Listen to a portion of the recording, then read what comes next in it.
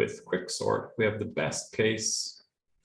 What we imagine is we have our array, and I'll not draw all the numbers because it will be a bit painful. And when we pick our pivots, we always pick a nice midpoint so that when we have our recursive branches, it divides that array in half. Okay. And then the next time we choose a pivot, remember, every time we have a new subarray, we have to pick a new pivot to compare all the elements with.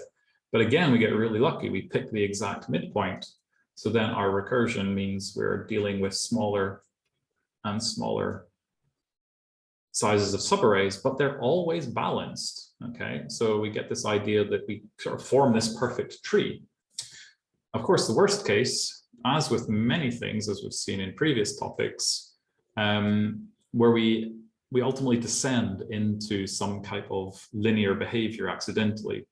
Okay, so the worst case, if we always choose the highest value, so we compare everything to the pivot, it's the maximum value, that means that everything in the small side is here. So we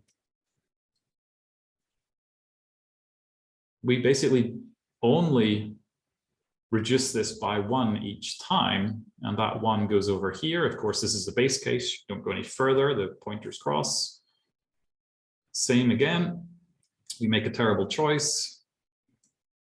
There's just, we deal with 1 here, but we still have a lot to consider. We make another terrible choice, and you get the idea. This very quickly looks like some kind of list situation. But what's worse is we have this cost. Remember, we have a partition cost every time that's going n along here, and then we have another n minus 1, and so on and so on and so on. Okay, so this actually becomes pretty bad pretty quickly. Okay.